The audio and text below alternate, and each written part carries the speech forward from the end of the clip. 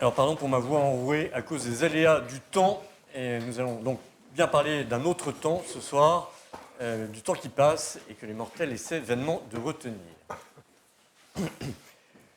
Puis vint cette voix, environ l'heure de midi, au temps de l'été, dans le jardin de mon père.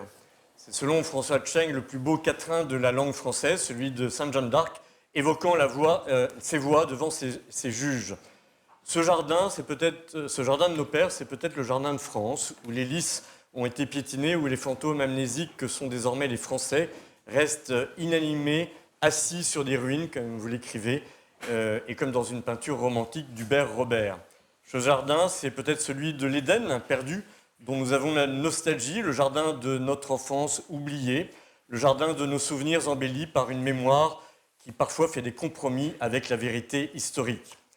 Emmanuel de Varesquiel, vous définissez votre vocation d'historien comme celle d'un jardinier. Alors j'ajouterais un jardinier de l'éternité. Et la langue française, par un de ces artifices magnifiques dont elle a le secret, souligne que cultiver, c'est prendre le temps de faire pousser des fruits et des légumes, et vous le faites a priori, mais c'est aussi labourer nos intelligences en faisant fructifier nos connaissances. Et puis ça, c'est ma grande idée, pas de culture sans culte. Monsieur, c'est un honneur, un plaisir et une joie de vous recevoir ce soir à Saint-Roch pour nous parler du jardin de la France et de votre jardin intérieur. Alors j'avoue que c'était mon rêve depuis longtemps quand j'animais un autre cercle sous l'ombre tutélaire du maître de Martigues.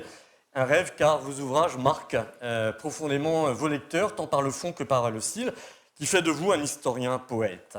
Votre biographie de Talleyrand, Le Prince immobile, celle de Fouché, mais aussi votre Jugé de la Reine, qui miraculeusement a fait une bonne émission de télévision. Pour une fois. Pour une fois, exactement. 7 jours, tous ces livres alternent avec des ouvrages presque intimes où vous vous livrez. Toute votre œuvre semble vouloir alterner, faire dialoguer ou se confronter la mémoire subjective et la science des faits relatés que l'on appelle l'histoire avec un grand H. Votre œuvre est à la fois frappée du sceau du sérieux professoral et en même temps de la poésie de l'honnête homme que vous êtes. Comme vous l'écrivez joliment, vous êtes un chercheur de trésors et tout le paradoxe de nos vies à nous tous est de chercher la vérité tout en se laissant charmer parfois par les mensonges sublimes de l'histoire selon le mot de Victor Hugo que vous citez. C'est pour évoquer ces deux faces d'une même pièce que j'ai tenu à ce que ce soir nous présentions vos 2 derniers livres qui semblent se répondre, se compléter. Il nous fallait des mythes tout d'abord, où vous faites un travail remarquable comme à chaque fois richement documenté à contre-courant des idées reçues sur la Révolution, idées reçues qui pourtant fondent notre présent et donc notre avenir. Alors nous y apprenons, je laisse les lecteurs lire, vraiment achetez le livre parce qu'on apprend plein de choses à chaque page. Nous y apprenons comment nos ancêtres ont construit un mythe populaire, comment, on le savait plus ou moins, mais comment la prise de la Bastille par exemple ne fut, pour reprendre le mot involontaire de Louis XVI, à rien. Comment, c'est votre grande thèse depuis longtemps, comment la Révolution est un changement de souveraineté, ça c'est passionnant, qui ne se fait pas dans un jeu de paume glorifié par la propagande de la peinture de David. On apprend aussi comment nos 3 couleurs ne se sont pas imposées aussi facilement que ça, combien, surtout, l'histoire est... j'ai appris aussi que la religiosité de Robespierre, ça c'est quelque chose d'assez étonnant. Comment l'histoire est tragique, malgré l'irénisme de notre siècle. Nous réalisons en vous lisant que nous commémorons, comme vous l'écrivez, nous commémorons du néant, vous écrivez qu'on envoie au Panthéon des cercueils vides. Nous comprenons surtout en vous lisant comment l'homme révolté de Camus, en renversant le sacré, le retourne diaboliquement contre Dieu. Je ne sais pas si en refermant le livre, il est possible encore de croire au régime actuel. Vous ne le dites pas car vous sortiriez de votre vocation au service de Clio, mais ce régime né dans le sang, le génocide, la terreur et le mensonge, sans bien être celui du prince de ce monde, et en tout cas, à titre personnel, ne me dit rien qui vaille. Mais les peuples, comme les individus, ont besoin de rêves, d'histoires embellies, de romans familiaux, nationaux.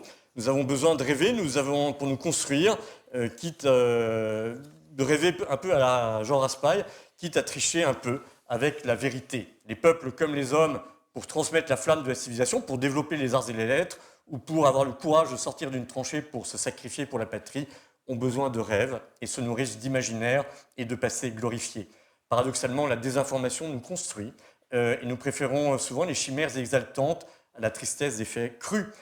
Par nature, l'historien se doit d'être un révisionniste de nos a priori, de nos idées reçues, Mais je ne suis pas certain d'avoir très envie de savoir que Louis XVII est certainement mort au Temple, qu'Anastasia n'était qu'une mythomane. J'ai envie de croire avec le Caravage que Saint Paul est bien tombé d'un cheval. J'ai envie de faire confiance à la tradition pour que dans la crèche, il y avait bien un bœuf et un âne, que les mages étaient bien trois, ils étaient rois, même si rien ne le prouve historiquement. Je crois et je confesse surtout que Jésus s'est incarné dans notre histoire, qu'il est mort et qu'il est ressuscité pour nous. Et tant pis si les livres d'histoire en parlent peu. Les Français déracinés, plus que jamais, ont besoin de croire que la France n'est pas morte et qu'elle est bien née dans les eaux baptismales de Clovis. Avec Marc Bloch, nous avons un besoin vital de vibrer au sacre de Reims et un petit peu à la fête de la Fédération, même si c'était une hérésie liturgique.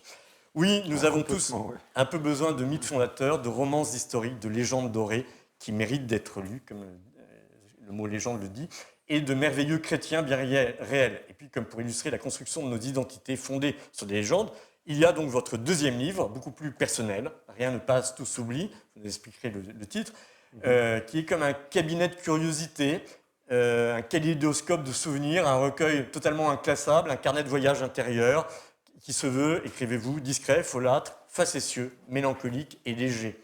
Ça cite vraiment très très bien.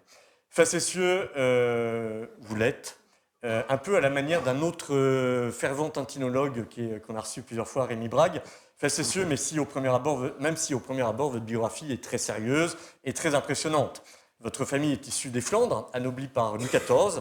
Dans votre arbre généalogique, on trouve Helvétius, Madame de Staël et le duc de Choiseul. Vous avez fait vos études chez les Gèses, mais vous ne semblez pas totalement déformé. Hippocagne, il y a Henri IV, qui vous fait entrer à Normal Sup. Jean Tullard est votre maître, je ne sais pas si vous êtes bonapartiste, et vous êtes membre de l'Institut depuis votre élection à l'Académie des sciences morales et politiques au fauteuil d'Emmanuel Leroy-Ladurie. Vous êtes chevalier de la Légion d'honneur et de l'Ordre des Arts et des Lettres.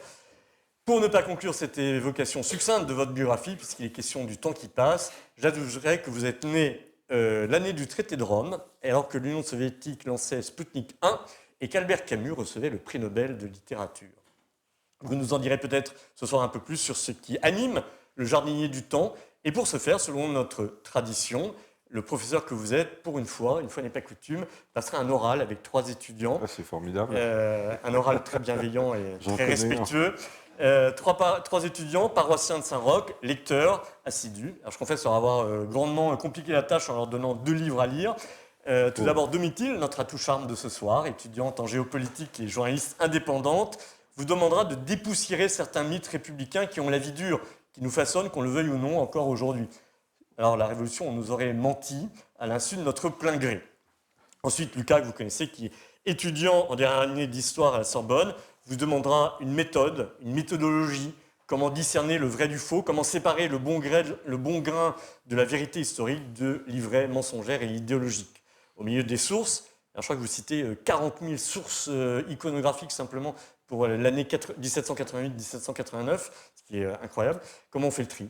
Des témoignages, des mémoires subjectives et partiales, comment faire émerger les faits, rien que les faits, au tribunal de l'histoire. Enfin, comme vous le démontrez si bien, cette satanée révolution est d'inspiration chrétienne, elle est même quasi mystique dans son inversion du sacré. De 1789 à nos jours, quelle est la portée de ce mensonge diabolique, au sens diabolos qui divise ? Pour cette dernière partie, vous serez interrogé par Jean, étudiant maronite à la Cato, qui, par la promesse de Saint-Louis, a toute sa place en France. Ce soir, nous voulons faire, selon le vilain mot à la mode, un travail de mémoire, une reconstruction mémorielle, alors que la République commémore à vide, avec des discours sans écho et sans racines, comme vous le dites, des cercueils qui entrent au Panthéon sont vides de corps, mais aussi vides de sens. La vérité historique est, selon vous, comme le monstre du Loch Ness, et pourtant, toute notre vie, nous, catholiques, nous cherchons la vérité et du sens.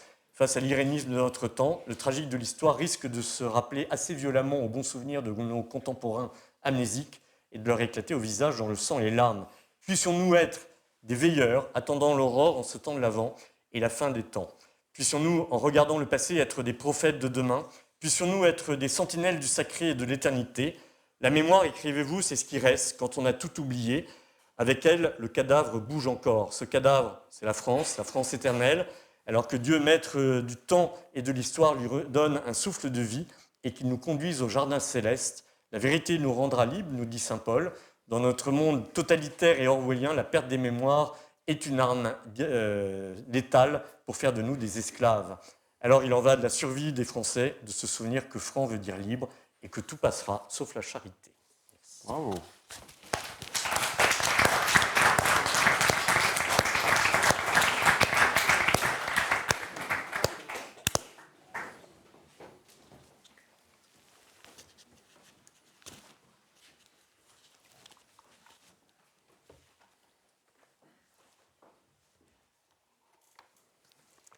Merci de votre présence parmi nous, messieurs. C'est moi qui ai l'honneur de commencer cet échange.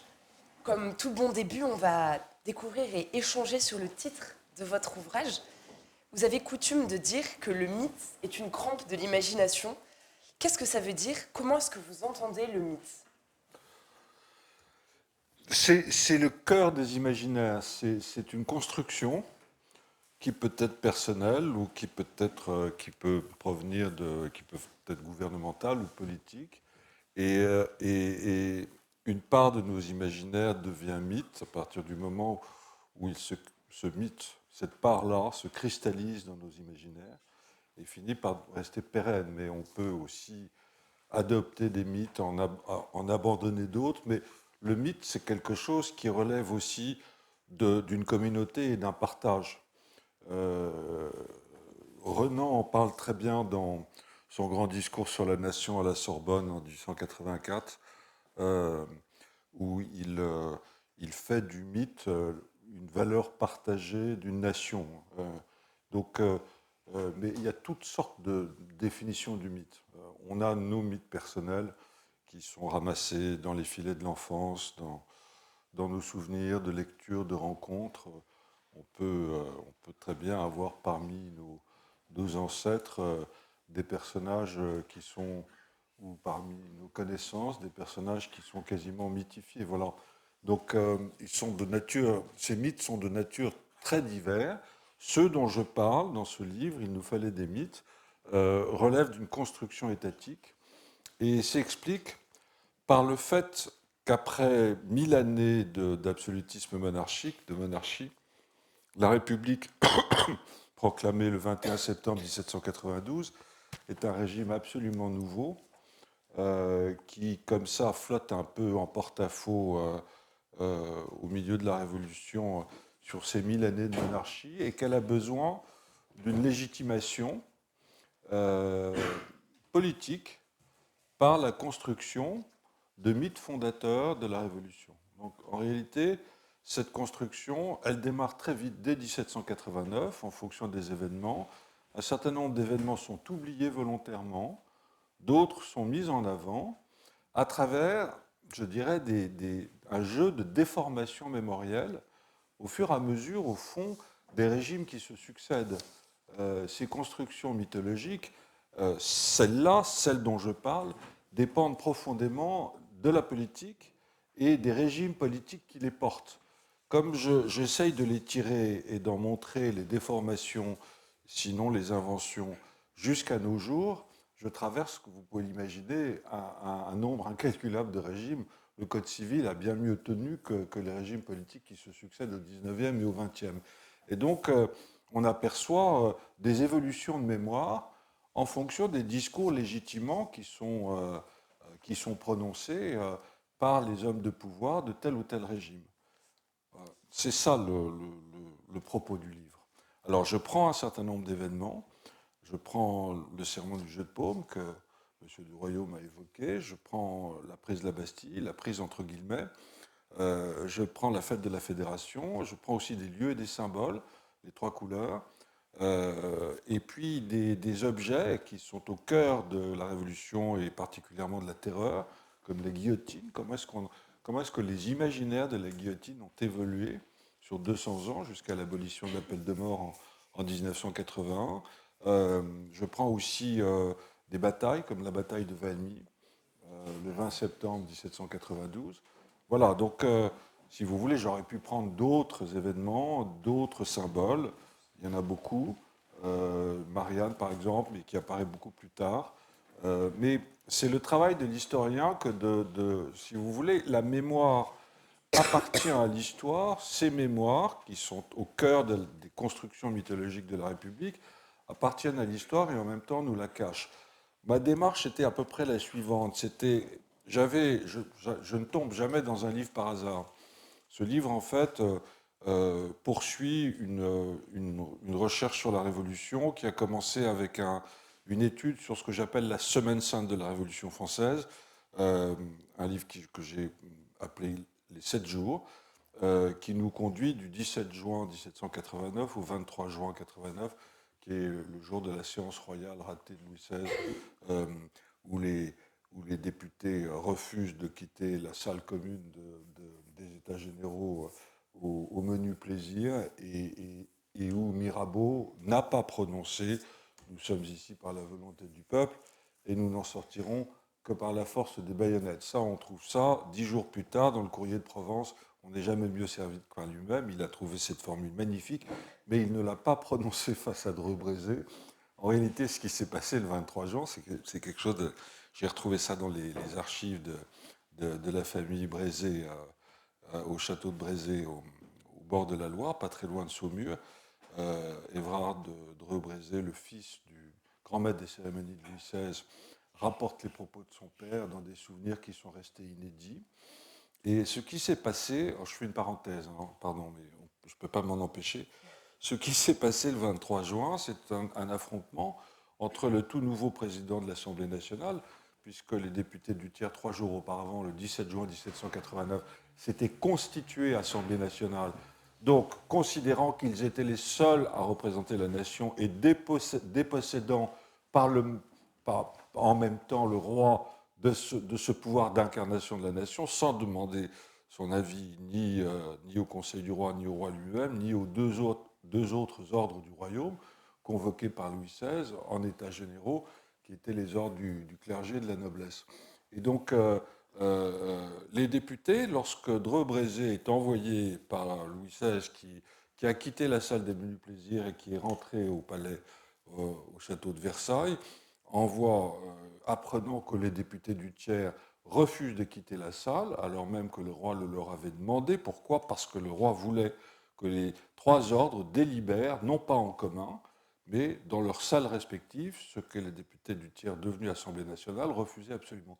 Donc, avec d'ailleurs une partie du clergé, ce qu'on appelait à l'époque le bas clergé, qui fait dissidence par rapport à son ordre, les députés du tiers restent sur place. Louis XVI envoie Dreux-Brézé, et Dreux-Brézé arrive couvert. C'est-à-dire que, comme il représente le roi, l'étiquette et les usages de cour sont absolument essentiels pour qui veut comprendre très très souvent. La Révolution passe par l'étiquette. Quand Bailly refuse pour la première fois quelques jours auparavant de s'agenouiller devant le roi, c'est déjà la Révolution qui commence. Et qu'exige l'étiquette à ce moment précis, le 23 juin, lorsque Dreux-Brézé entre dans la salle des menus plaisirs. Dreux-Brézé est couvert, il représente le roi, il a son chapeau sur la tête, il n'est pas armé, comme le prétendra par la suite Mirabeau, il y a 2 pauvres hallebardiers qui sont derrière lui, mais de toute façon, l'intégralité de l'armée a fait défaut. Et le roi est nu, déjà le 23 juin. Et les députés, qui sont pris un peu par surprise à l'improviste par le grand maître des cérémonies de Louis XVI, eux sont découverts. Et Bailly dit, est-ce que nous pouvons accepter qu'on nous parle couvert au nom du roi? Et les députés apostrophent Dreux-Brézé et lui crient chapeau bas. C'est-à-dire, dans la mesure où nous représentons désormais, depuis 3 jours, la nation et la souveraineté nationale, dans la mesure où ce renversement s'est opéré le 17 juin, il n'y a aucune raison pour que vous parliez couvert au nom du roi. La souveraineté ne vous appartient plus comme représentant du roi, elle nous appartient. Vous voyez, ça passe par des codes et l'étiquette. Et Dreux-Brézé tient bon, et à bout d'arguments, finit par sortir le mot de 5 lettres, merde. Alors, on se souvient du merde qu'on a prêté à Cambronne le 18 juin 1815, dans le dernier carré de la vieille garde, en pleine débandade de l'armée française, face au général Collins, le général anglais qui lui sommait de se rendre, la garde meurt, mais ne se rend pas. Et puis ce fameux mot de 5 lettres dont Victor Hugo parle longuement dans Les Misérables, magnifiquement d'ailleurs, qui probablement n'a jamais été prononcé par Cambronne. On a complètement oublié l'autre mot de 5 lettres que Dreux-Brézé a véritablement prononcé le 23 juin. Mais ce mot de 5 lettres-là, c'est le mot des vaincus. Et en général, l'histoire est faite par les vainqueurs. Et donc, je ferme la parenthèse. Ce qui m'a intéressé, pour revenir à la démarche qui est celle de ce livre sur les mythes, ce qui m'a intéressé, c'est de travailler les événements à chaud. C'est-à-dire les quelques rares traces que je pouvais avoir et trouver et découvrir de la façon dont les protagonistes de ces événements, le jeu de paume, la prise de la Bastille, la fête de la Fédération, avaient vécu à chaud l'événement, me donnaient un certain nombre d'indications dont je m'apercevais assez rapidement qu'elles n'avaient pas grand-chose à voir avec la façon dont ces événements avaient été progressivement reconstruits, précisément pour en faire des mythes fondateurs, des événements fondateurs de la Révolution devenue la République. Voilà, c'est ça la démarche. Alors, il ne s'agit pas c'est pas une démarche politique. Enfin, j'aime beaucoup ce mot de François Furet qui a été, avec le père de Berthier de Sauvigny, qui a été l'un de mes professeurs, qui était le grand spécialiste de la restauration, parce que je viens du 19e, hein, je suis comme Walter Benjamin, j'ai pris l'histoire à rebrousse-poil, je remonte. Le 19e est tellement imprégné de ces clivages entre ce qu'on appelait à l'époque la France nouvelle et l'ancienne France, que je ne pouvais pas remonter jusqu'à la Révolution pour essayer de comprendre ce qu'étaient les débats politiques et de société à travers les monarchies constitutionnelles et jusqu'à la Troisième République, et même peut-être encore au-delà.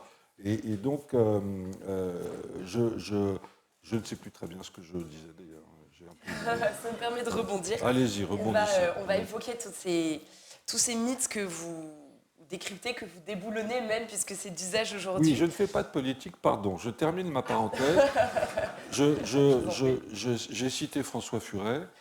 Furet a un mot dans Penser la Révolution française qui est magnifique, qui reproche précisément aux historiens jusqu'à ce jour, jusqu'au jour où il publie ce livre magnifique dans les années 1970, aux historiens de penser la Révolution de l'intérieur, c'est-à-dire de prendre parti par rapport à la Révolution. Et il a ce mot magnifique qui est, après tout, l'historien n'est pas là pour faire de la morale et de la politique. Si on commence à dire, je m'en excuse auprès de notre ami du Royaume, mais si on commence à dire que l'événement sur lequel on travaille relève du bien ou du mal, alors on n'aura plus aucune chance d'analyser cet événement dans la distance et de la critique de l'historien par rapport à des sources qui sont de nature très diverses, qui sont souvent antagonistes, si bien que la vérité de l'histoire ne sort pas forcément toujours toute nue du puits. L'historien est un peu comme ce promeneur solitaire qui longe le Loch Ness et qui attend en vain que le monstre du Loch Ness sorte des eaux, quoi. Il y a un peu de ça. Je préfère au mot vérité. Alors, il y a une vérité factuelle, très bien. Par exemple, j'ai évoqué la bataille de Waterloo à travers Victor Hugo. On est sûr que Waterloo a eu lieu le 18 juin 1815. Mais après, ça se complique. Parce que si vous allez du côté des Anglais, Waterloo est une épouvantable débandade française. Et si vous regardez du côté des Français, après un certain silence qui était très politique sous la Restauration, Waterloo devient une sorte de défaite glorieuse jusqu'à l'aigle blessé inauguré au début de la Troisième République sur le champ de bataille. Donc, où est la vérité ? L'histoire, ce sont des discours qui disent le vrai de l'histoire et qui ne sont pas forcément la vérité historique. Et cette vérité, l'historien peut s'en approcher en les analysant, en les mettant en comparaison et en essayant d'arriver à quelque chose que je nommerais plutôt une justesse de ton et de climat d'une époque ou des époques sur lesquelles il travaille, plutôt qu'une vérité immanente et verticale. Il y en a une, on sait laquelle, nous la partageons ici ce soir, mais ce n'est pas forcément celle de l'histoire. Voilà. Vous cherchez cette justesse de ton, sans parti pris, justement, dites-vous, mais pourtant, vous commencez ce livre en citant Victor Hugo dans Chose vue, qui nous dit « Laissons à l'histoire ces mensonges sublimes ». Alors, ces mythes, pourquoi les détruisez-vous finalement ? Pourquoi rétablir la vérité si elle nous tient chaud, si elle nous permet finalement de de souder un peuple, mais également de rêver en tant qu'individu. Non, je ne les détruis pas, je les explique. J'en explique les déformations. J'ai cité tout à l'heure Renan et la nécessité d'être une nation. Qu'est-ce qu'une nation ? Et cette construction nationale, elle passe par la construction d'une mythologie nationale. Elle était d'autant plus essentielle sous la Révolution et la République, cette toute jeune République, par ailleurs extrêmement fragile. Enfin, imaginez en 1793, 93, c'est une guerre civile. Hein. Enfin, la moitié de l'ex-royaume s'oppose à la Révolution. Ce n'est pas seulement la Vendée et la chouannerie un peu plus tard, mais ce sont les révoltes girondines et royalistes de Lyon, quand même la deuxième ville de la République, de Marseille. C'est donc des tensions et une fragilité extrême à l'intérieur même des frontières de la République. Et c'est une fragilité extrême à l'extérieur, puisque pour la deuxième fois, une coalition armée autrichienne, prussienne, anglaise et espagnole, bientôt, pénètre sur le territoire sacré de la République, comme dirait Stendhal, et menace directement Paris. En 1793, Valenciennes et Condé, Verdun avait déjà été pris en 92, puis Valenciennes et Condé sont pris, Dunkerque est assiégé par une flotte anglaise, Toulon est assiégé et occupé par une flotte anglo-espagnole. Donc la République est dans une situation de quasi-effondrement. Enfin, elle aurait pu s'effondrer en 93. On n'en était pas très loin. Et donc, elle a, je dirais, pour mobiliser les énergies, elle a absolument besoin de construire un discours qui est un discours glorieux et même un discours sacré. Et là, ça nous conduit à ce phénomène tout à fait extraordinaire qui se manifeste dès les débuts de la Révolution en juin 1789, qui est celui d'un renversement de sacralité. La Révolution, c'est la tentative, mais c'est un échec au fond, de mon point de vue. Pourquoi C'est la tentative. Parce que, je vais essayer de vous l'expliquer, c'est une tentative de renversement de sacralité. On l'aperçoit le 20 juin 1789 à l'occasion du fameux serment du jeu de paume par lequel les députés du tiers-État, devenus Assemblée nationale, jurent de ne jamais se séparer avant d'avoir donné une constitution au royaume. Ce serment n'a plus rien à voir avec les vieux, le baiser de paix des serments féodaux, et a fortiori avec le serment prêté sur la Bible du Sacre des Rois à Reims. C'est un serment construit sur un modèle idéalisé de la République romaine, avec je dirais, des modèles iconographiques qui sont donnés par David. Je pense en particulier au serment des Horaces. Vous avez tous ce tableau de David en tête, qui est exposé au salon de 1785. Donc, que la plupart des députés présents, les quelques 450 députés présents dans la salle du jeu de paume, pourquoi est-ce qu'ils sont salle du jeu de paume ? Parce que le roi a fait fermer la salle des menus plaisirs pour préparer la fameuse séance royale que j'ai un peu évoquée tout à l'heure le 23 juin. Donc tous connaissent. Et donc, Bailly demande non seulement aux députés de signer, mais également de prêter serment. Et on prête serment à la romaine, comme les Horaces prêtent serment devant leur père, bras levés, et dans des conditions et une définition du serment qui est une définition du Saint-Serment, on l'appelle le Saint-Serment ou le serment national. Donc on essaye de sacraliser ce serment qui n'a plus rien à voir avec le vieux serment du trône et de l'autel tel qu'il existait depuis 1000 ans. Et ce renversement de sacralité... de la religiosité. Oui, mais là, on en parle déjà, parce que je pars un peu dans tous les sens, mais ce renversement de sacralité, il est absolument essentiel à la construction, précisément, de ces légitimités républicaines. Il n'advient pas véritablement, en tout cas, il faudra attendre tout de même longtemps la séparation de l'Église et de l'État au début des années 1900, il reste profondément marqué par des ambiguïtés entre une aile radicale de gauche qui est l'aile de la damnatio memoriae et de la table rase, comme dirait encore Furet, qui est l'aile de l'iconoclasme, de la mort est un sommeil éternel, comme disait Fouché. Il avait fait mettre cette pancarte à l'entrée des cimetières à Nevers quand il était conventionnel en mission, pour dire les choses un peu rapidement, de cette frange radicale conduite par Hébert, le père Duchesne, qui étaient les hébertistes, qui étaient un peu...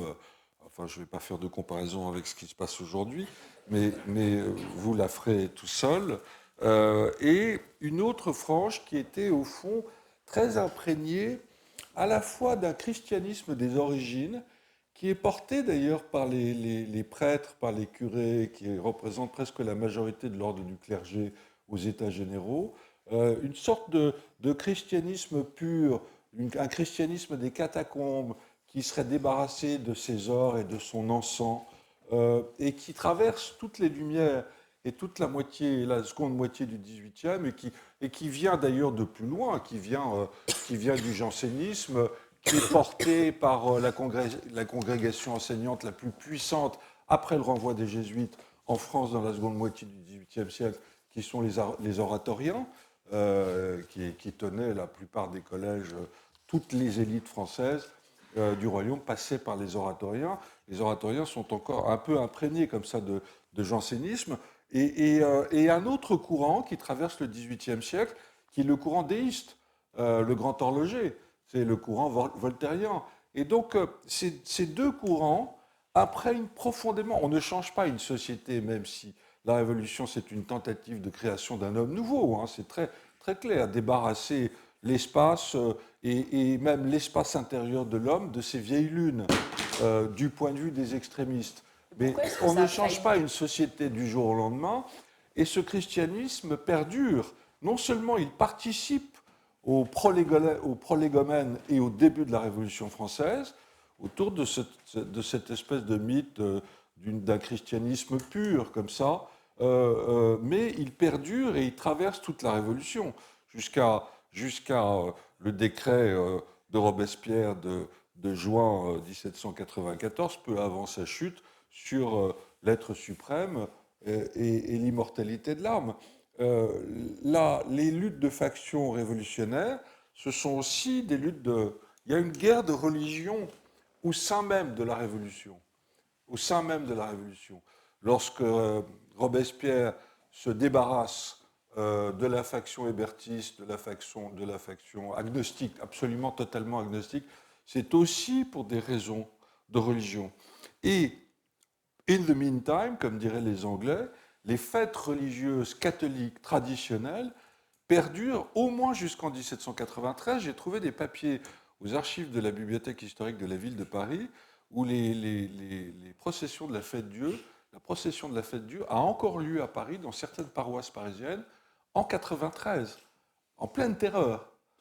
Et il y a une histoire qui est racontée par, je ne sais plus quel mémorialiste, qui est celle des restes de Sainte-Geneviève, que les extrémistes veulent profaner et qui sont cachés par les paroissiens. Je ne sais plus quelle paroisse, probablement, monsieur le curé, vous savez ça mieux que moi, mon père, n'est-ce pas ? Saint-Étienne-du-Mont, et qui sont sauvés de la profanation parce que tout simplement, une bonne partie des habitants de Paris, en dehors des activistes révolutionnaires qu'on appelle les sans-culottes des 48 sections parisiennes et des membres de la Commune de Paris, une bonne partie de ces 600 000 ou 700 000 Parisiens de 1793 continuaient à rester fidèles à la religion catholique. Et ça a des implications sur la notion même de laïcité. Je vous parlais de cette ambiguïté, d'une tentative de sacralité laïque. Et au fond, cette ambiguïté, elle traverse tout le 19e et tout le 20e. Et quand on assiste aujourd'hui à des débats assez étranges d'ailleurs sur la nature de la laïcité, c'est-à-dire pour certains, une laïcité qui ne serait qu'une simple règle du jeu, et qui permettrait la libre expression des opinions et des confessions, quelles qu'elles soient, dans l'espace public et dans le débat, et a fortiori dans l'espace privé. Et pour les autres, une laïcité qui serait une laïcité de combat, qui serait, comme dit Victor Hugo magnifiquement dans Les Misérables, une sorte de théocratie à l'envers, et qui tiendrait lieu de socle fondateur de l'État. Ces débats-là, je ne vous dirai pas non plus qui les porte, hein, vous l'avez deviné également, ces débats-là sont encore très prégnants aujourd'hui.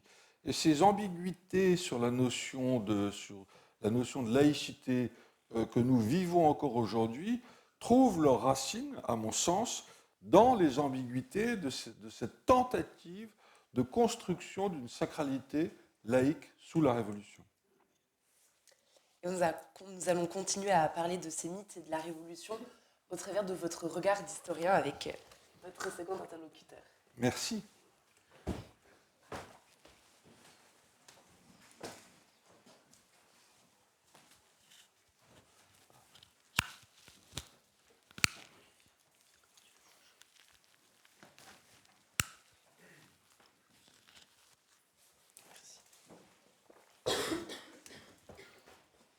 Cher Lucas, alors nous on se connaît un peu.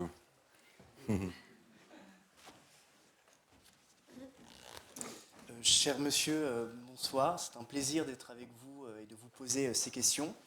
Donc, ma première question est, quand on s'intéresse à un objet historique, il est important de s'interroger sur notre propre rapport à l'objet. Et nombreux sont les historiens, malgré un immense talent, comme par exemple le grand historien Pierre Gaxotte de l'Académie française, à avoir fait pas mal de politique à travers leurs ouvrages. Et donc ma question, c'est selon vous, dans quelle mesure les biais personnels de l'historien peuvent-ils affecter leur interprétation des sources et des témoignages, et comment peuvent-ils se prémunir contre ces biais? Alors, c'est une question essentielle. On est au cœur du travail de l'historien. Alors, je vais vous donner, si vous voulez, la position idéale. La position idéale, c'est de se réveiller un beau matin dans une chambre vide en ayant absolument, totalement oublié les cauchemars de la nuit, c'est-à-dire le monde dans lequel on vit. Parce que le passé est quelque chose d'étrange et d'étranger. Et si on regarde le passé à la lumière du présent, on fera nécessairement des anachronismes et on le tordra. Et il faut autant que faire se peut se débarrasser de nos mémoires, de nos souvenirs présents. Bon, ça c'est la position idéale. Bien entendu, elle n'est pas tenue. Il faut essayer de s'en approcher le plus possible. Elle n'est pas tenue, pourquoi? Parce que au-delà des positions politiques et de tout ce que vous voudrez, l'historien ne travaille pas, alors même si le travail de l'historien est un travail d'archives, je suis fondamentalement un homme de traces, j'aime beaucoup cette phrase d'André Breton dans Clair de Terre, elles gisent encore là, les traces de l'étincelante armure. Monsieur du Royaume, vous parlez de trésors, oui, on part à la chasse au trésor. J'ai compris un peu tardivement pourquoi j'avais une telle passion pour les romans de flibuste et de piraterie quand j'étais jeune, parce qu'il était question de trésors. Et au fond, le passé est une forme de trésor. Et on mène l'enquête. Il y a toujours une sorte de Nestor Burma qui se mêle dans l'historien. Mais donc, c'est vrai qu'il faut avoir un tempérament solitaire pour être historien. Ça n'empêche qu'on peut être sociable, mais l'un n'empêche pas l'autre. Mais il faut aimer ces grands moments de solitude. Les moments de recherche et l'écriture d'un livre, ce sont forcément des moments de solitude. Mais on ne travaille pas dans une tour d'ivoire. On est sensible à l'ère du temps dans lequel on vit. Je vais vous prendre un exemple. J'ai été le biographe d'un diplomate, on en parlait tout à l'heure, en arrivant, le diable boiteux de Charles-Maurice de Talleyrand. Je ne suis pas le premier à être son biographe, il y a une centaine de biographes. C'est un des personnages les plus biographés et qui ont le plus fasciné les historiens. Et j'ai un prédécesseur qui s'appelle Georges Lacour-Gaillet, qui a publié un magnifique Talleyrand en 3 volumes dans les années 30, et qui n'a évidemment pas posé les mêmes questions à son personnage que moi. C'est-à-dire que dans les années 30, Lacour-Gaillet est en pleine obsession du conflit franco-allemand. Bon, il ne sait pas que la Seconde Guerre va éclater, mais on sort de la Première Guerre, de la question des garanties.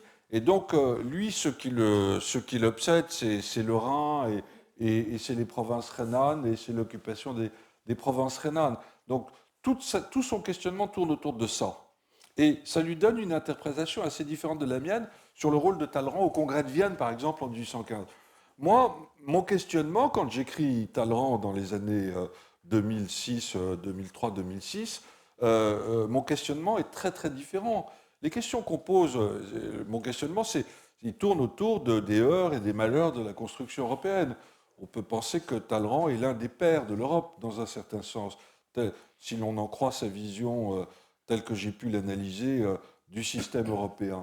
Alors, pas évidemment une Europe fédéraliste, hein, bien entendu, mais en tout cas, ne serait-ce qu'à travers l'unité de langue, parce que le français domine l'Europe à l'époque de Talleyrand. Et merci pour les historiens, on peut lire dans les archives russes, alors là, on ne peut pas trop y aller en ce moment, mais toutes les correspondances diplomatiques de l'époque de Talleyrand sont écrites en français, sauf peut-être en Angleterre. Mais en Espagne, en Italie, en Russie, en Allemagne, toutes les élites parlent français. Donc on ne pose pas les mêmes questions à son personnage, ou à un personnage, ou à un sujet, selon l'époque dans laquelle on vit. Il y a donc une évolution, c'est pour ça que Fukuyama peut se rhabiller, il n'y aura jamais de fin de l'histoire. Tout simplement parce que le travail des historiens évolue en permanence en fonction des époques dans lesquelles ils vivent. Voilà. Merci beaucoup. Donc il y a une forme, pardon, donc je termine, il y a une forme de subjectivité par le questionnement même de l'historien, par son questionnement, mais qui est contrebattue par, pour moi, une règle absolue que doit respecter l'historien, c'est d'être aussi humble et honnête que possible vis-à-vis de ses sources. Voilà. Et de poser les bonnes... Je ne sais pas si c'est la question que tu vas me poser après, mais comment est-ce qu'on travaille sur ces sources? C'était une question que tu avais prévue? Un petit peu, oui. Ah ben alors, donc... Bon. Pardon, je ne vous regarde pas du tout de ce côté-là. Alors, en deuxième question, donc, ce qui m'a beaucoup marqué dans vos ouvrages en général, et notamment sur votre ouvrage sur la Révolution, c'est que vous citez très régulièrement, et même, enfin, pour dire quasiment tout le temps, des écrivains.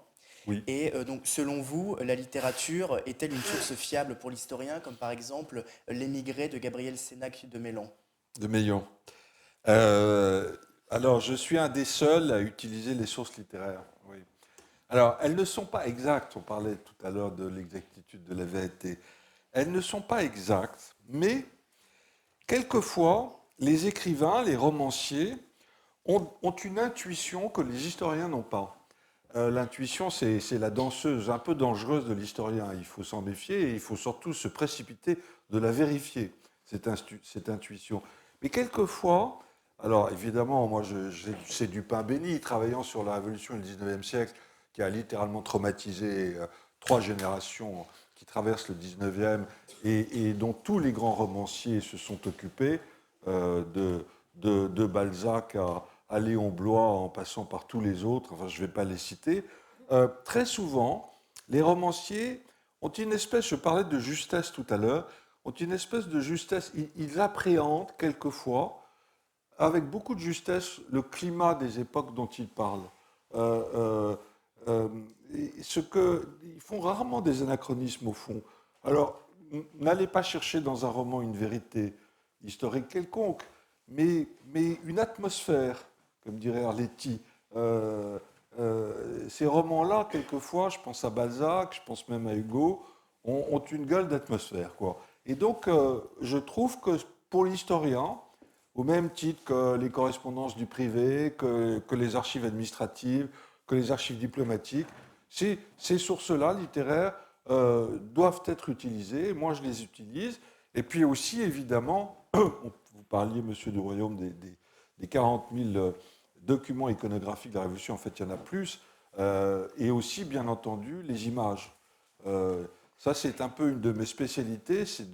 J'ai monté un séminaire quand j'étais à l'école pratique des hautes études, ça s'appelle très pompeusement Iconographie politique du 19e, où nous tentions des analyses comparatistes, de complémentarité ou de contradiction entre les signes et les signes et le sens des textes imprimés et le signe et le sens des images, à commencer par la caricature. Donc, il n'y a pas d'image sans imaginaire. Quand vous travaillez sur les imaginaires, vous ne pouvez pas passer à côté des images. Et donc, c'est aussi une source à part entière de l'historien. D'accord. Et puis alors, à chaque fois que vous avez une source, quelle que soit sa nature, et l'époque contemporaine pose aux jeunes historiens que tu es de gravissimes problèmes de ce point de vue-là, et notamment autour de la question des algorithmes, et sans aller même jusqu'à l'IA générative. Mais la première question que doit se poser un historien quand il est face à une source, s'il veut conduire une analyse aussi juste que possible, elle ne le sera jamais parce qu'il y aura toujours une part d'interprétation, mais elles sont les suivantes. Qui est le sujet de la source? Qui a produit la source? Le problème, par exemple, des notices Wikipédia et de tout le bazar qu'on a sur Internet, c'est que tout est anonyme. Comment voulez-vous analyser une source dont on ne sait pas qui l'a produite? Pas forcément un sujet particulier, un auteur, ça peut être une institution, ça peut être ce que vous voulez, mais on peut, si tu veux, on peut la replacer dans un contexte historique.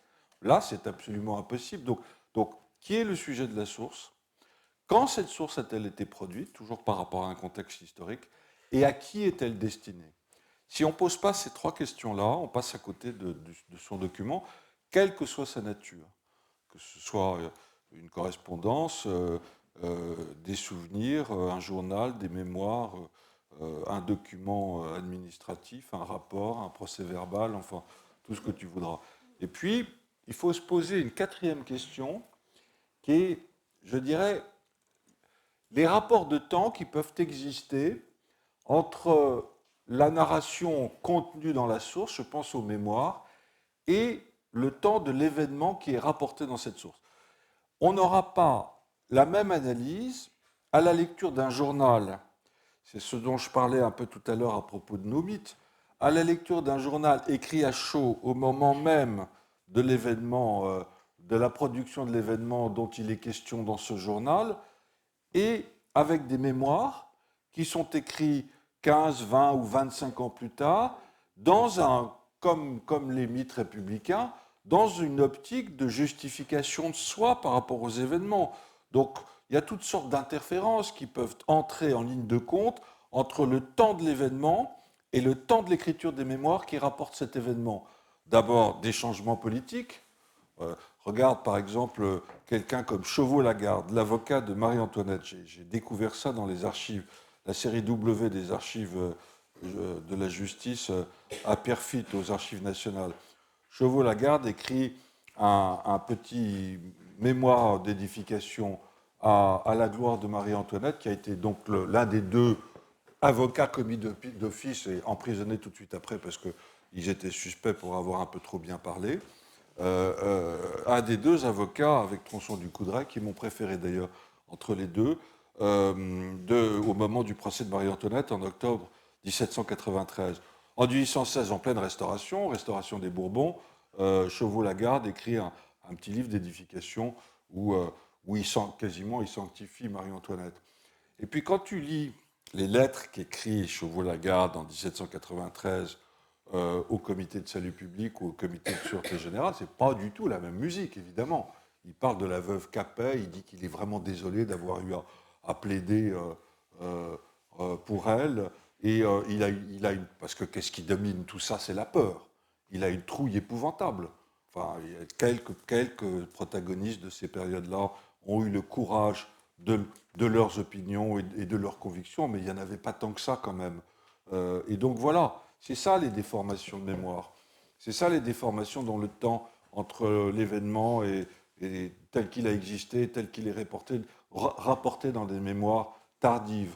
Et puis les mémorialistes, alors ça passe aussi par des trous de mémoire, hein, tout simplement, par des silences volontaires, par omission volontaire.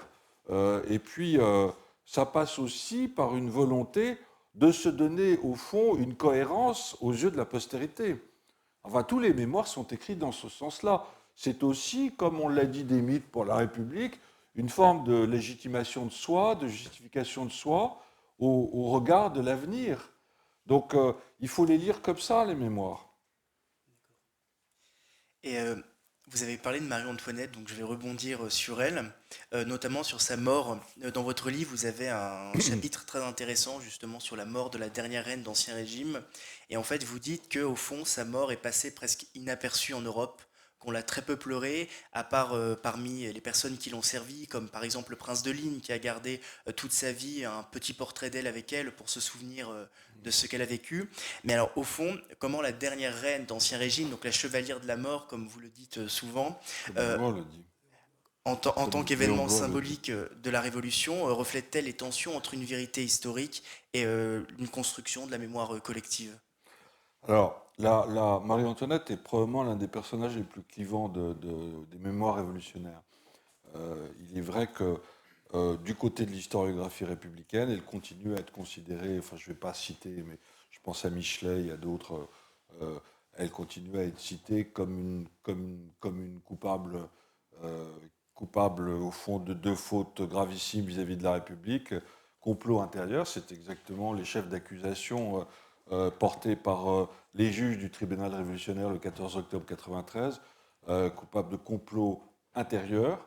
C'est le fameux fantasme du comité autrichien qui n'a jamais existé, hein, et puis coupable de trahison extérieure, avec, pour le coup, ce sont des inventions, des livraisons d'or par chariot entier en direction de la cour de Vienne, et d'une position de Marie-Antoinette contraire aux intérêts de la France et favorable aux intérêts de son pays d'origine, l'Autriche. Elle est jugée comme étrangère. Il ne faut jamais oublier qu'elle entre dans la salle de la liberté du tribunal révolutionnaire comme Marie-Antoinette de Lorraine-Autriche. Hein, pas comme Marie-Antoinette Capet, comme son mari Louis Capet. Bon, ce qui en dit long sur les raisons de son procès. Au fond, elle est au départ la caution, et pour dire un peu vulgairement, le ventre de ce qu'on a appelé le renversement des alliances, organisé par le duc de Choiseul en 1756, lorsque le royaume passe de l'alliance traditionnelle avec la Prusse à l'alliance autrichienne, qui jusqu'alors était l'Autriche, les Habsbourg, étaient les ennemis héréditaires des Bourbons et des Valois avant.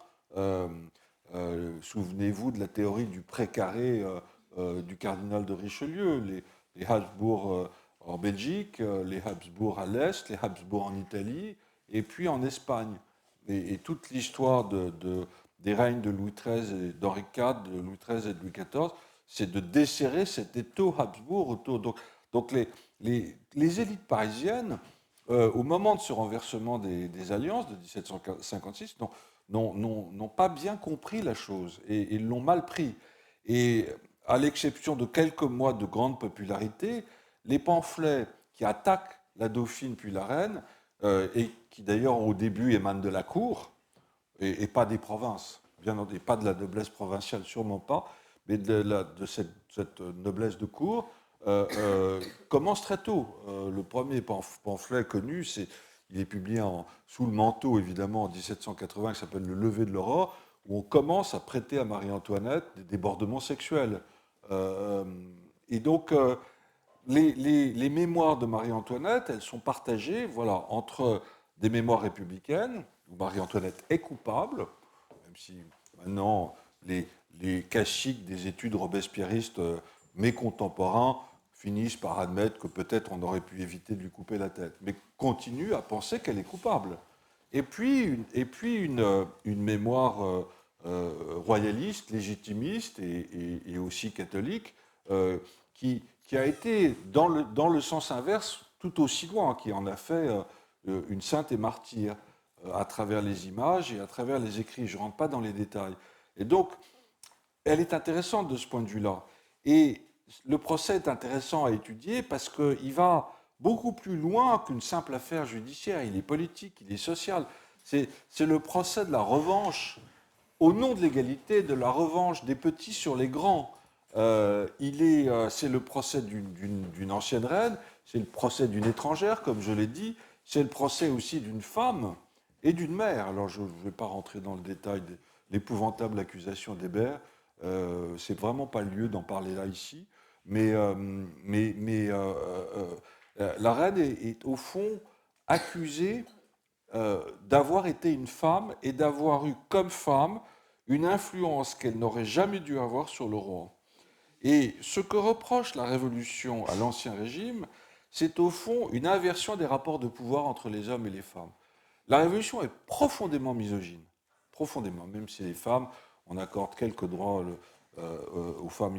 On admet par exemple des clubs féminins, sauf que quelques jours après l'exécution de Marie-Antoinette, à la demande d'Amar, à la tribune de la Convention nationale, on fait fermer les clubs féminins. Et puis les passionnariats de la République, là, on parlait de l'Arme de Gouges, je ne savais pas qu'elle avait une plaque là à côté.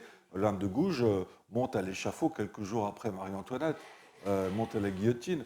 Donc la Révolution, c'est l'histoire d'une revanche des hommes sur les femmes, sur ce que les révolutionnaires pensent avoir été des débordements sexuels des femmes, qui auraient conduit à des débordements politiques, et en particulier de Marie-Antoinette, dont on sait qu'elle n'avait pas d'influence sur son mari, qui était jaloux de son pouvoir, et qui, à cause des maîtresses de son grand-père, de Madame de Pompadour à Madame du Barry, s'est toujours méfié des femmes. Et on le voit très bien dans les lettres qu'elle adresse à Mercier Argenteau, l'ambassadeur d'Autriche à Paris, qui jusqu'en 1791, et précédemment à sa mère, Marie-Thérèse, qui meurt en 1780. Elle parle du roi qui est au-dessus de moi. Et le roi ne se laisse pas convaincre ou ne se laisse jamais convaincre, dit-elle dans une lettre à Madame de Polignac.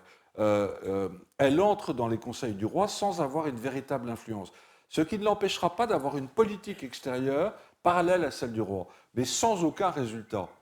À la différence de ce dont on l'accusera, c'est-à-dire d'avoir collaboré sciemment contre la République, elle est de ceux, bien après la mort de Mirabeau d'ailleurs, qui jusqu'au dernier moment ont conscience de la dangerosité d'une intervention armée sur le territoire du royaume, parce que c'est encore le royaume jusqu'au 21 septembre 1792. Et elle a un long mémoire qu'elle adresse à Joseph II, qui est donc son frère, où elle développe cette idée-là. Ce qui ne l'empêchera pas, mais la Révolution n'en trouvera jamais les preuves, d'avoir eu une correspondance, qui est une correspondance secrète, parce qu'elle risquait sa vie pour écrire. Au fond, Marie-Antoinette, elle reste, je dirais, la garante de ce pourquoi elle est arrivée en France comme petite dauphine en 1770 à 14 ans et demi, la garante de cette alliance franco-autrichienne. Elle n'aime pas la politique, par tempérament, par nature et par principe. Mais la Révolution la projette dans la politique. Le 89, c'est un double traumatisme pour elle. Un traumatisme politique, parce que tout d'un coup, du jour au lendemain, le roi et la reine ne sont plus aimés, ou sentent qu'ils ne le sont plus, alors même que c'est beaucoup plus nuancé que ça, et un traumatisme personnel et psychologique par la mort de son fils aîné, qui, comme on l'oublie trop souvent, meurt de tuberculose osseuse à Meudon le 4 juin 1789. Donc il faut imaginer cette reine qui perd son fils aîné et qui en même temps se retrouve face à des événements qu'elle a beaucoup de mal à comprendre. C'est ça la tragédie de ce procès, parce que c'est le procès d'un affrontement entre deux mondes, le monde de l'Ancien Régime incarné par la reine et le monde d'un nouveau régime qui est en train de naître et qui est encore fragile. Deux mondes qui se voient, qui se parlent, qui se touchent, mais qui ne se comprennent absolument pas. Pour Marie-Antoinette, les révolutionnaires sont des factieux. Pour les révolutionnaires, Marie-Antoinette est la quintessence même de la trahison. Très bien. C'est en ça que ce procès est tragique. Il est aussi tragique parce qu'au fond, tous ceux qui ont touché à ce procès vont finir par en mourir. Et pas seulement les témoins royalistes comme la Tour du Pin qui témoignent en faveur de la reine, mais aussi les jurés du jury de jugement, mais aussi les juges qui sont très proches de Robespierre et qui, à la chute de Robespierre en juillet 1794, vont se retrouver eux-mêmes en jugement à la même barre devant un tribunal qui porte le même nom, tribunal révolutionnaire, mais dont les juges, évidemment, ne sont pas de la même opinion politique. Tout ça est un procès politique, hein, je n'ai pas besoin de vous le dire. Et donc, eux-mêmes vont être guillotinés, à commencer par Fouquier-Tinville, l'accusateur Alors, je vais vous raconter, je peux terminer, une Oui. toute petite histoire quand même, parce que je vous parlais de Furet et de la façon dont un certain nombre d'historiens ont tendance à essayer d'analyser la Révolution de l'intérieur. J'ai vécu un truc, je me demande si je ne le raconte pas d'ailleurs dans Rien ne passe et tout s'oublie. J'ai vécu un truc absolument dingue à l'hôtel de ville de Paris. De temps en temps, on me demande de participer comme juge ou comme juré à des exercices oratoires. Vous savez, type conférence Berrier. Il y avait les étudiants de Dauphine, je ne sais plus de quel, ou de Panthéon, Assas, je crois plutôt, avaient organisé un procès fictif qui était le procès de Robespierre à l'hôtel de ville. On était dans la grande salle, là.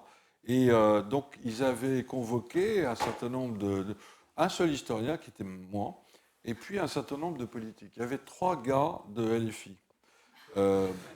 Et alors, ils sont arrivés, non mais j'invente rien, c'était il y a 3 ans, ils sont arrivés en costume de conventionnel en mission, habillés de pied en cap, avec écharpe tricolore en bandoulière, le grand chapeau à plumes, et la redingote et la carmagnole. Ils sont arrivés, ils vivaient ça.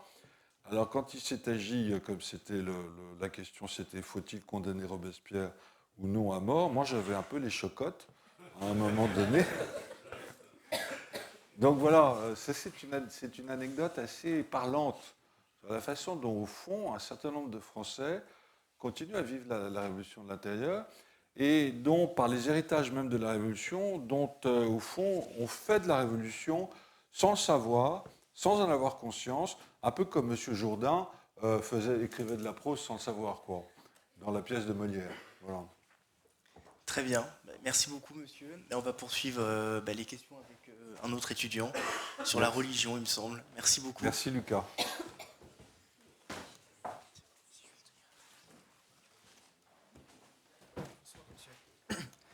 Domitier a eu l'honneur de commencer. Moi, je vais avoir l'honneur de terminer. Alors, la première question que je souhaite vous poser, c'est qu'en lisant l'ouvrage, on s'aperçoit qu'un certain nombre de députés, donc Mounier par exemple, n'avaient pas pour but de renverser la monarchie à proprement dit, mais au contraire, il y avait un air, notamment vous dites après le discours public de Louis XVI, d'alliance entre roi et révolution, entre ordre ancien et ordre nouveau, entre thèse et antithèse. Pourquoi la synthèse, qui aurait été une monarchie constitutionnelle, n'a-t-elle jamais abouti ? Alors, elle a eu des expériences intéressantes sous les monarchies constitutionnelles, beaucoup plus tardivement, qui malheureusement n'ont pas perduré, et c'est probablement le seul moment mixte de l'histoire de cette construction nationale.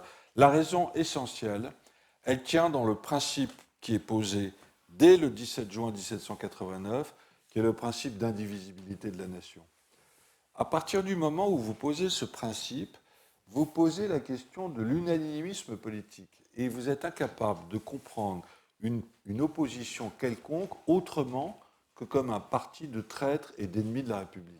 C'est exactement ce qui s'est passé de la loi des suspects en septembre 1993 jusqu'aux grandes lois terroristes robespierristes de juin 1994 sur les ennemis de la République. On ne peut pas penser les opposants autrement que comme des traîtres et partant à des personnes à éliminer.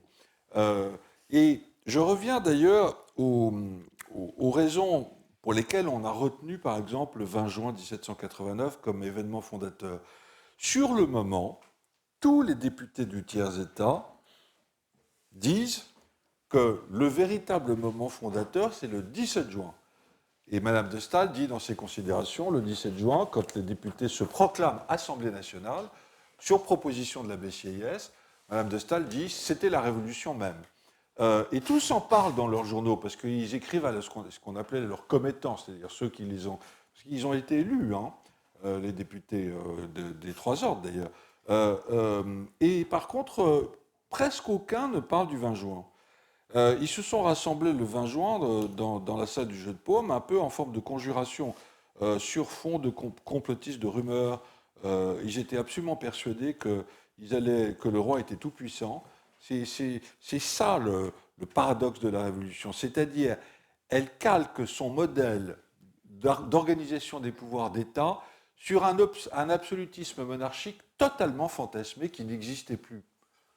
Elle calque au fond son modèle sur un absolutisme qui, depuis belle lurette, s'était en partie effondré.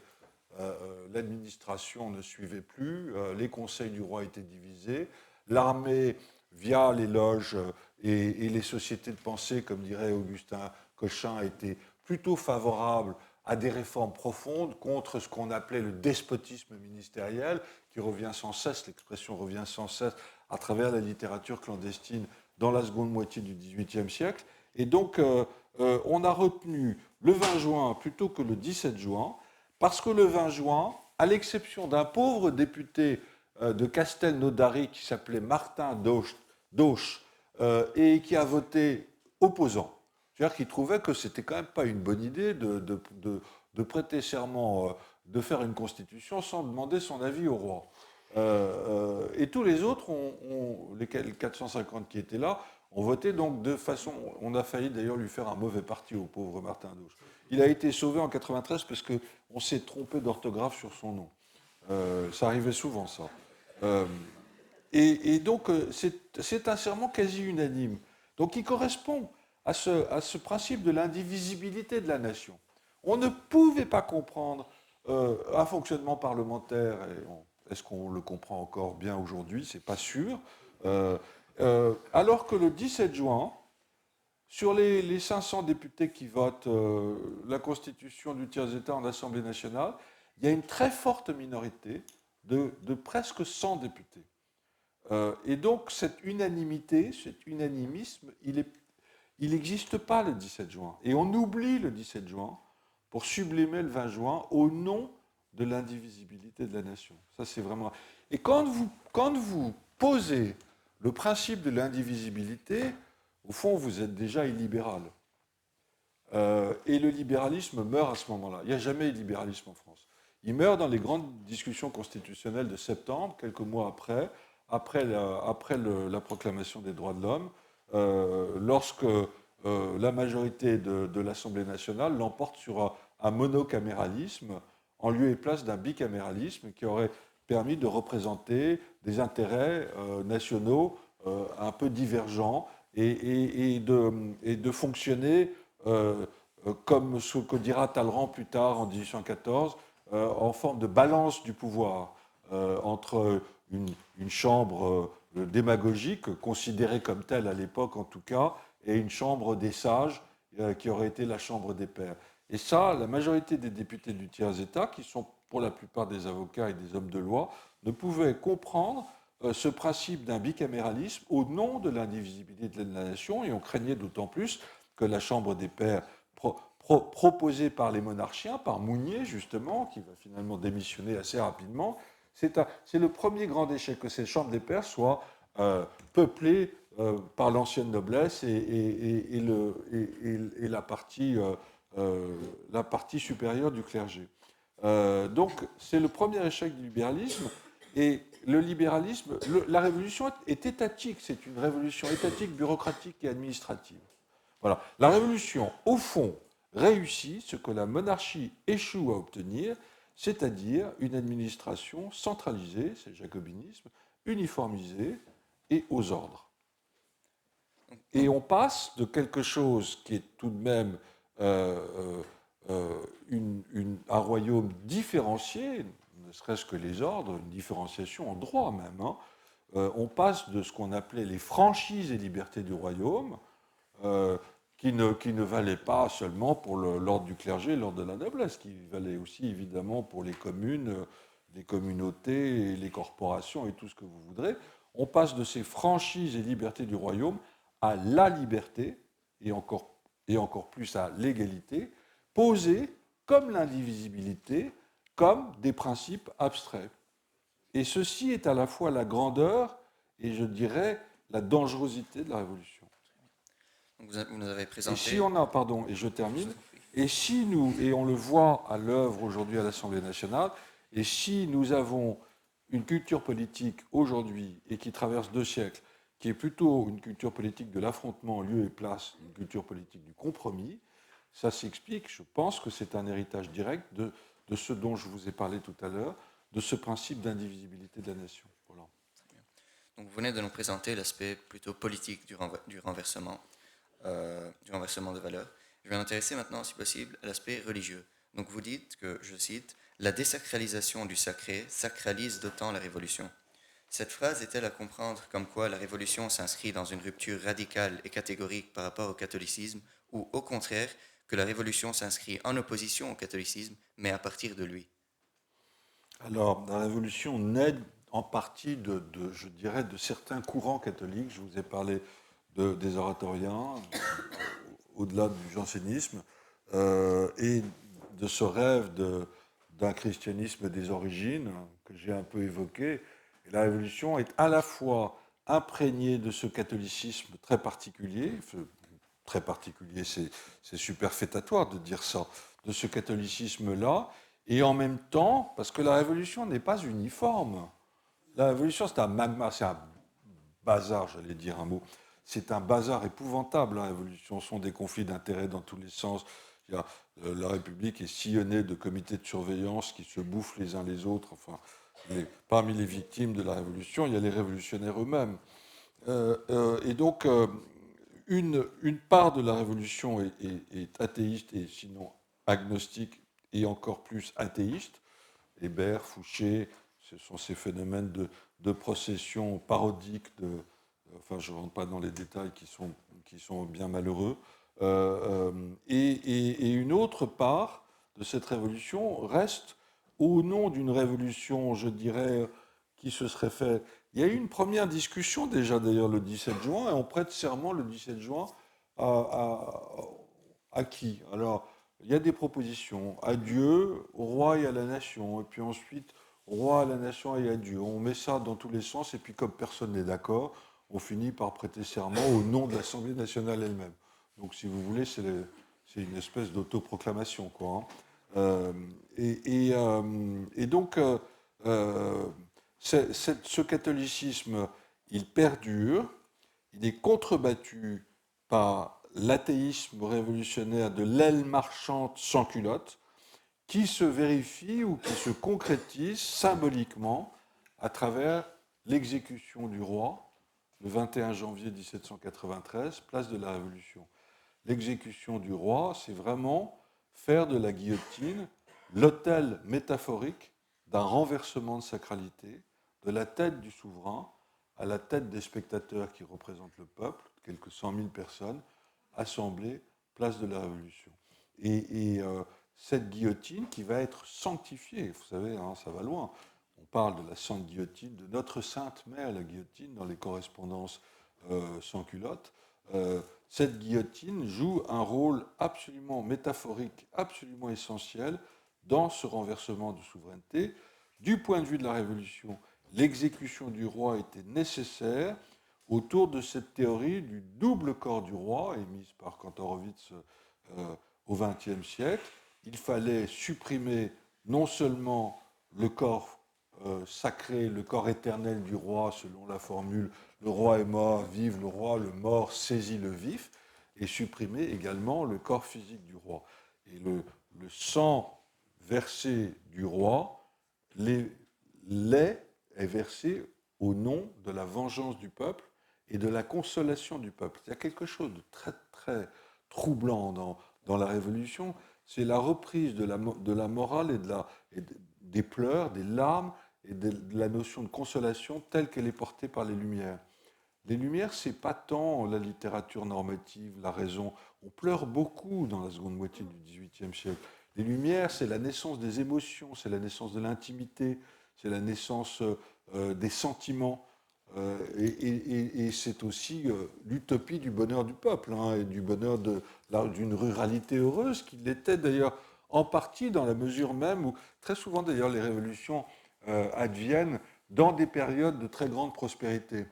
Alors, tout le XVIIIe siècle est une période de prospérité, alors avec des répartitions quand même assez inégales, mais est une période de grande prospérité agricole. Et le royaume de France est agricole à 95%. Sur les 26 millions de Français, de sujets du roi en 89, il y en a 95% qui sont ruraux. Alors, je n'ai pas très bien répondu à votre question, mais ce n'est pas grave. C'est pas grave alors. On qualifie souvent les mythes les plus connus, donc les mythes antiques comme Oedipe et Icare, ou voire même les mythes un peu plus modernes, comme Tintin par exemple, pour qui je savais que vous avez une grande appréciation, Oui. de mythe fondateur. Autrement dit, du mythos naît une série d'effets pluriels qui contribuent au folklore d'une civilisation. Cela s'applique aux mythes grecs, romains, etc., mais aussi aux mythes révolutionnaires dont vous parlez. Donc pour l'historien, certes, il n'est pas question de savoir si le mythe est bon ou mauvais. Mais pour le français, qui est animé de toutes les passions qui vont avec, il se pose cette question. Donc comment distinguer les bons mythes des mauvais? Ou plutôt, est-ce que les mythes sont mauvais en soi? Ça, c'est une question à laquelle je ne peux pas répondre parce que je ne cherche pas à trouver des causes morales à la fabrication des mythes. J'essaye de comprendre comment ils fonctionnent et les raisons pour lesquelles ils ont été construits. Voilà.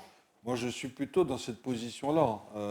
Je ne suis pas dans une position de moraliste par rapport à l'existence de ces mythes. On a chacun nos mythes, on peut accepter ou ne pas accepter ceux de la République. Et il est vrai qu'en étant donné l'existence au-delà des ambiguïtés ou des hésitations qui traversent le XIXe siècle, étant donné l'existence de la République devenue cinquième en 58-62, ces mythes, même si je pense qu'on participe depuis quelques dizaines d'années à un processus de déconstruction de la nation, au fond, il y a eu deux mouvements. Il y a eu un grand mouvement qui dure, à mon avis, jusqu'à la Seconde Guerre mondiale, qui est autour de cette fabrication des mythes, un mouvement de construction nationale, absolument essentiel par rapport à ce régime républicain qui, au début, est quand même tout neuf. Et puis, depuis maintenant une cinquantaine d'années, on est dans un autre, le balancier est parti dans l'autre sens, on est dans une période de déconstruction nationale, avec tout ce qui va avec, la mauvaise conscience autour de tous les sujets qui comportaient la République jusqu'au colonialisme, enfin, tout, et on est vraiment en pleine déconstruction là. Alors moi, je le constate, je ne porte pas comment dire, de jugement moral. Mais de ce point de vue-là, moi, je préférerais continuer à vivre dans une période de construction de la nation plutôt que le contraire.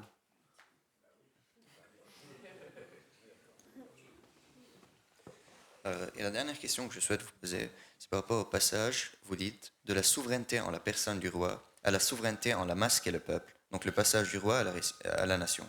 En excluant le monarchisme absolutiste, ou ce qui en reste aujourd'hui, et comme il me semble que vous avez dit précédemment, le libéralisme, pouvons-nous dire que pratiquement toutes les idéologies modernes en ce sens, telles que le fascisme, le national-socialisme et le socialisme, sont inspirées par la Révolution sous ce rapport-là?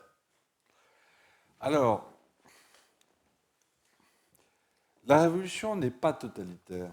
D'abord, elle n'en a pas les moyens.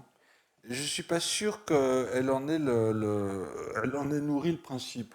Les régimes totalitaires du XXe siècle, le fascisme, même pas tant le fascisme, mais surtout le nazisme et le communisme, sont des régimes qui font absolument totalement abstraction de l'individu, de ce qu'il peut porter. Enfin, ce sont des régimes profondément antichrétiens. J'ai déjà dit que la Révolution était quand même dans une position un peu ambiguë vis-à-vis du christianisme.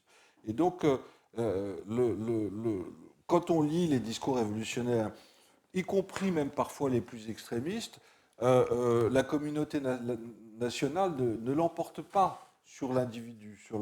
On essaye d'éduquer l'individu, et d'ailleurs tous les plans d'éducation qui se bousculent au portillon des assemblées qui se succèdent sous la Révolution en sont bien la preuve. L'individu reste quelque chose d'important. Alors qu'au XXe siècle, les régimes totalitaires, littéralement, mettent l'individu entre parenthèses, le considèrent comme une quantité absolument négligeable au nom d'une idéologie et d'un parti qui les domine et qui les supprime presque. Donc, ne serait-ce que de ce point de vue-là, alors un certain nombre de romanciers, je pense à Stefan Zweig, à la biographie de Fouché par Stefan Zweig, qui fait de Fouché à la fois le père du communisme et du nazisme. Zweig écrit son Fouché à Salzbourg en 1932, par contre, juste avant de s'exiler en Angleterre, alors qu'il entend les bruits de bottes nazis, ça monte de l'autre côté de la frontière, et qu'on va bientôt fabriquer, organiser de vastes autodafés de ses livres. Et donc, il se sert de Fouché comme d'une espèce de chiffon rouge pour prévenir ses contemporains de ce qui va leur arriver, en faisant de lui le père du communisme et du nazisme. On ne prête qu'aux riches. En réalité, je pense que la terreur, par exemple, n'est pas un système de gouvernement. La terreur est une arme politique. Et d'ailleurs, il faut toujours, pour essayer de comprendre le sens des mots tels qu'ils sont utilisés par les personnages dans les époques sur lesquelles on travaille, j'ai regardé dans l'encyclopédie Diderot d'Alembert, et il y a une entrée de terreur. Terreur, c'est jeter l'effroi dans les rangs de l'adversaire. Donc, et Fouché le dit dans un certain nombre de lettres, on se sert de la terreur pour des raisons, comme une arme politique, pour des raisons d'effroi, mais pas comme un système cohérent, organisé, tel qu'il l'a été sous les régimes nazis et communistes. Voilà. Donc, il faut se méfier des amalgames. Monsieur Rexian, merci à vous. C'est moi qui vous remercie. J'ai 5 petites questions personnelles. Moi, je ne fais pas partie de ceux qui ont lu votre livre avant la conférence. Je sais pas si rassurez-vous, moi non plus. Je ne sais pas si vous avez été prévenu. Il y a un mot de Guitry merveilleux à une dame, vous connaissez tous Sacha Guitry, à une dame qui lui fait des compliments qui n'en finissent plus sur son livre, et un peu agacée à la fin, Guitry lui dit « Mais madame, non seulement je l'ai écrit, mais je l'ai lu. » Moi, justement, je ne vous parle pas de votre livre. Moi, je vais vous demander qu'est-ce que vous avez comme livre de chevet, en revanche. Ah, alors écoutez, mais ça ne va pas être un livre de chevet qui va durer très longtemps parce qu'il est très court. Les Cahiers de Lerne ont publié une série de petits textes publiés par Huysmans dans la presse dans les années 1890 sur Notre-Dame de Paris et de Chartres. Ce sont des textes magnifiques, je vous en conseille la lecture. Huysmans est un très très grand styliste, enfin je ne parle même pas du fond. Et donc je suis en train de lire ça. Très bien, merci pour le conseil. Alors, un mot que vous aimez de la langue française. Et puis vous savez, j'ai des lectures de tous les jours. Enfin, je me récite tous les jours quelques-uns de mes auteurs préférés, qui sont d'ailleurs plutôt des poètes. Apollinaire, quelques autres. Voilà. Très bien, donc on est dans la littérature. Un mot de la langue française que vous aimez, pour en trouver un. Celui que j'aime le plus. Oui, s'il y en a un. Je sais pas, j'aurais dû lire votre questionnaire, j'ai un peu oublié ça. Vous n'avez pas bien préparé la conférence. Non, alors c'est... Vous pouvez commencer par me demander celui que je déteste. Alors, c'était le suivant, ma question suivante, mais on fait à l'envers, très bien. J'aime tellement de mots, j'aime tant de mots de la langue française, j'aime l'enchaînement des mots, j'aime la musique des mots. J'appartiens à cette tradition de la langue de Rivarol, de la langue de Ligne, de celle de Vivant de Non, de celle de Stendhal, cette tradition d'un français, des aphorismes et des grands moralistes, Vauvenargues, Chamfort, de la seconde moitié du XVIIIe siècle, mais on peut remonter au XVIIe, bien entendu. J'appartiens à cette tradition-là. Je suis plus du côté du lieutenant Stendhal que du côté du vicomte Chateaubriand, même si j'aime beaucoup, beaucoup Chateaubriand. Mais j'aime un sujet, un verbe, un complément, une langue pure, fluide, rapide. Je trouve que c'est la quintessence même de notre langue. Alors, après, j'aime les mots. Je ne peux pas vous en sortir un, mais je peux vous sortir celui que je déteste. Voilà. Espace. Tout est espace aujourd'hui. C'est comme si l'administration voulait nous montrer le firmament pour mieux nous enfermer. Alors, on a espace attente, espace poussette pour les mères abusives. On a des espaces partout. Tout est espace. Espace jeu, espace loisir, espace truc. C'est épouvantable. Mais vous savez, le dévoiement de la langue que nous connaissons aujourd'hui, cette communautarisation de la langue, j'ai un chapitre là-dessus dans le petit livre, là, Rien ne passe, est vraiment le signe d'une crise de société. Hein. À chaque fois que vous avez des dérapages de la langue française, c'était le cas sous la Révolution, avec ce logorrhée révolutionnaire qui n'en finissait plus, c'est le cas aujourd'hui, nous vivons ces dérapages-là, c'est très souvent la crise du langage est le signe d'une crise sociale. Très bon. Alors, qu'est-ce qui vous rend heureux au quotidien? Écrire. Aimer ma femme, écrire. Alors, j'ai une autre question. Quel est pour vous le trésor que vous voulez Et laisser? rêver aussi. Quel trésor vous voulez laisser aux générations futures? Donc, mis à part les analyses. J'en sais fichtre rien. Vous savez, on peut parler de l'obsolescence des œuvres historiques et littéraires. Hein. Tout ça, c'est... je n'aurais pas la prétention de laisser quelques trésors que ce soit. Alors, un conseil à un jeune. Alors, Elle pardon, deviendra je ce qu'il tourne. pourra.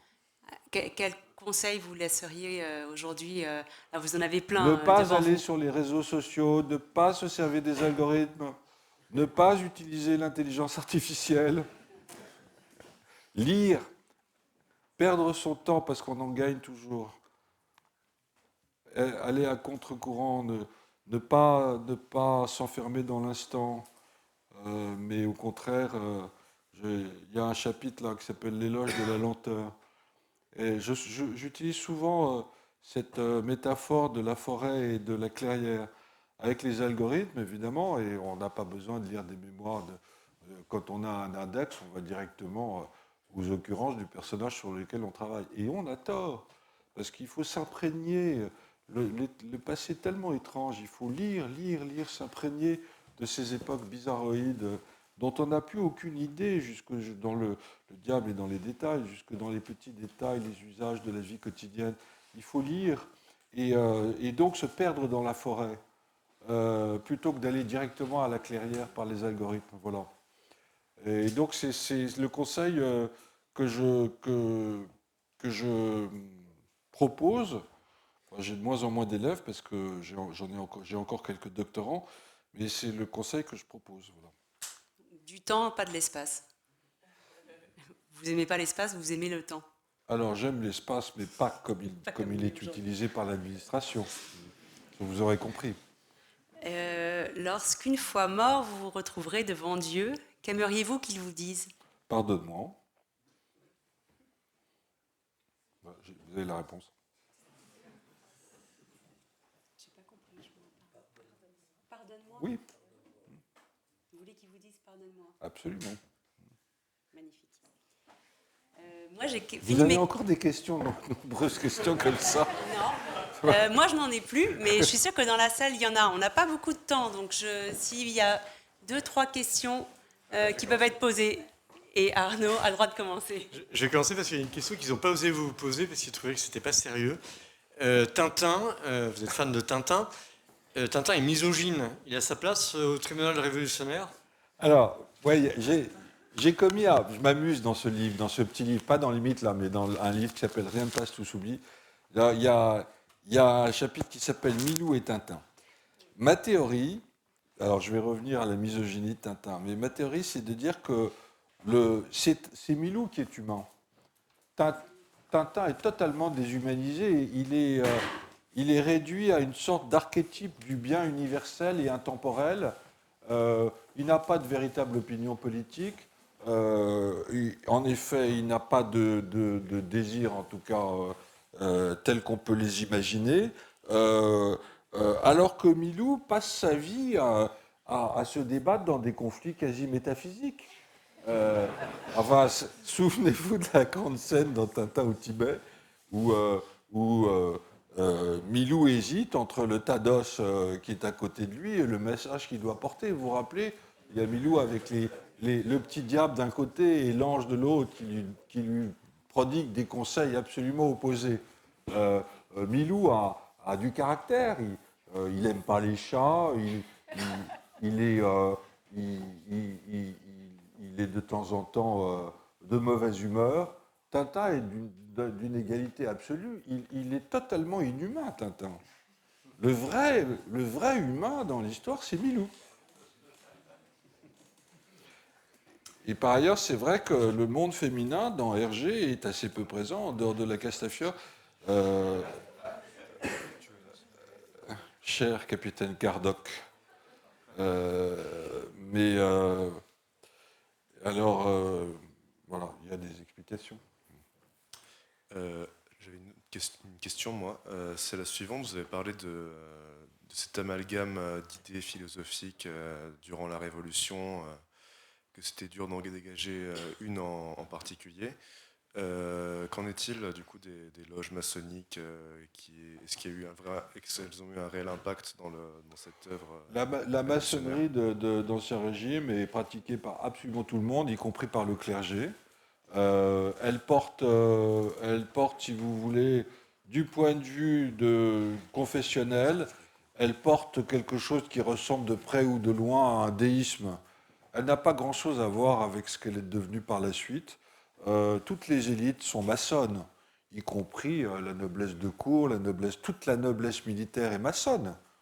Et donc, qui porte, je veux dire, si la Révolution éclate en 89, c'est parce que tout de même, une bonne partie, je ne vous parle pas de la France, des provinces, mais une bonne partie des élites sont persuadées de la nécessité d'un changement dans le fonctionnement de l'absolutisme monarchique.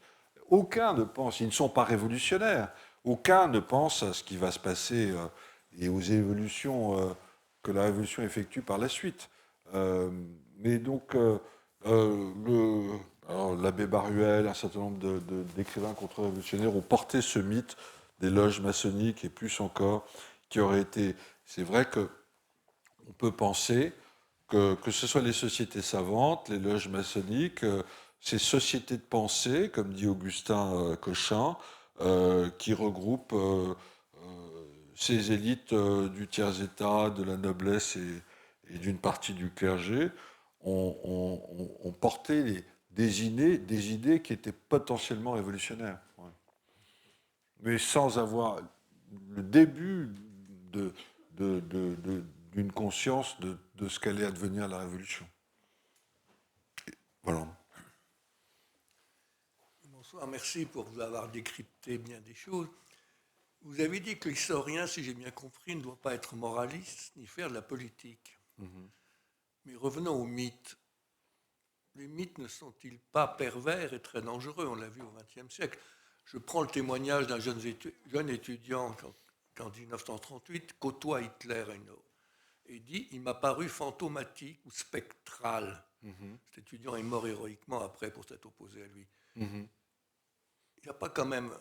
S'il avait pu à ce moment-là détruire le mythe d'Hitler aux yeux de ses contemporains, donc les mythes pervers, on a connu d'autres avec le communisme, admettons, ne s'époulent-ils pas les uns les autres?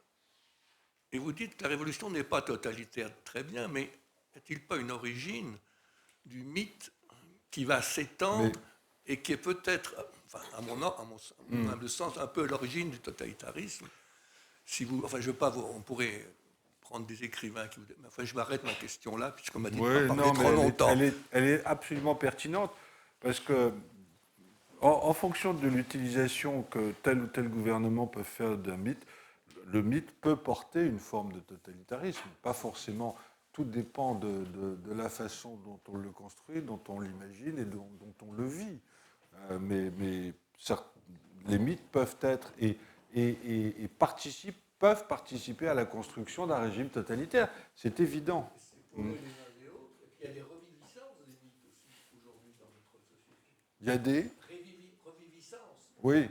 Mais lesquels, par exemple? Vous pensez à quoi? Bon, d'accord. Le totalitarisme, c'est pas quand César, l'État, se prend pour Dieu, c'est pas ça, et qui veut tout contrôler, y compris mon âme, y compris mon vaccin, y compris, par exemple. Ça, c'est du totalitarisme, non?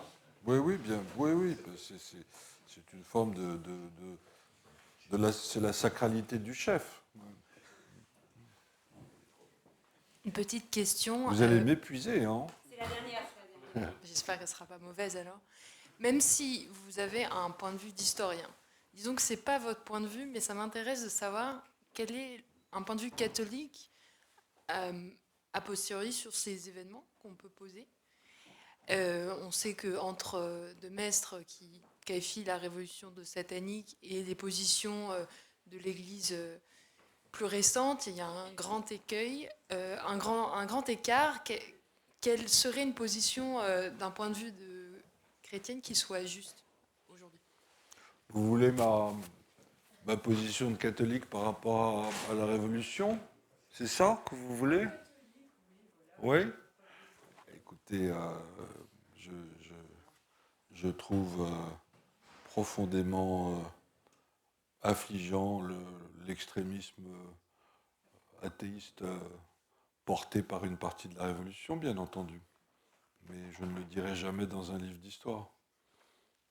Je trouve profondément affligeant l'exécution de Marie-Antoinette et de son mari d'ailleurs. Mais je ne le dirai jamais dans un livre d'histoire. Voilà. Ça restera entre nous. Merci.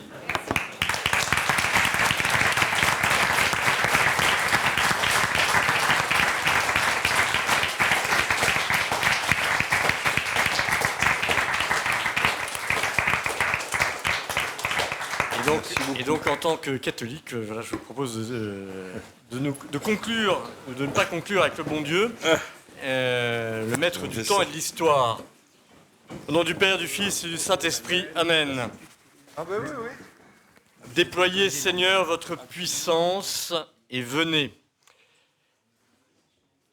Maintenant, Seigneur, tu peux me laisser m'en aller dans la paix. Maintenant, Seigneur, tu peux me laisser reposer. Tu peux laisser s'en aller ton serviteur en paix selon ta parole, car mes yeux ont vu le salut que tu prépares à la face des peuples. Maintenant, Seigneur, tu peux me laisser m'en aller dans la paix. Maintenant, Seigneur, tu peux me laisser reposer. Lumière pour éclairer les nations et gloire d'Israël, ton peuple. Gloire au Père et au Fils et au Saint-Esprit, pour les siècles des siècles. Maintenant, Seigneur, tu peux me laisser m'en aller dans la paix. Maintenant, Seigneur, tu peux me laisser reposer. Les événements qui agitent le monde, les guerres, les catastrophes de toute nature que les médias nous montrent en continu, pourraient nous faire douter de Dieu et de sa providence. Comment permet-il tout cela? Pourquoi n'envoie-t-il pas le feu du ciel pour détruire les méchants? Pourquoi nous troubler? Pourquoi des agitations vaines? Lorsque le Christ était endormi dans la barque, ses disciples faillirent être engloutis par les flots. Vous connaissez l'histoire. Jésus dormait et ses disciples étaient dans le trouble, les vents soufflaient avec violence, les flots se soulevaient et la barque allait être submergée. Pourquoi? Encore une fois, c'est que Jésus dormait. Ainsi, ta barque est agitée, ainsi ton cœur se trouble quand le vent des tentations souffle avec violence sur la mer du siècle. Pourquoi? Sinon parce que ta foi est endormie. Et l'apôtre Paul dit que par la foi que le Christ habite dans nos cœurs. Réveille donc le Christ dans ton âme, ranime ta foi, apaise ta conscience et ton esquif est sauvé du naufrage. Comprends que l'auteur des promesses ne saurait tromper. Toutes encore ne te paraissent pas accomplies parce que l'époque n'est pas venue. Déjà, néanmoins, tu vois l'accomplissement d'un grand nombre. Dieu a promis son Christ, il l'a donné. Il a promis sa résurrection, il est ressuscité. Il a promis que son Église se répandrait dans tout l'univers, elle y est répandue. Il a prédit les tribulations, même et d'énormes calamités, n'en a-t-on pas vu? Que reste-t-il? Les promesses sont accomplies, les prédictions le sont aussi, et tu as peur que le reste ne s'accomplisse pas. Ah, tu devrais craindre si tu ne voyais rien de ce qui a été annoncé. Voici des guerres, voici des famines, voici des renversements, voici royaume contre royaume, voici des tremblements de terre, des calamités immenses, les scandales se multiplient, la charité se refroidit, l'iniquité s'étend. Lis, tout cela a été prédit.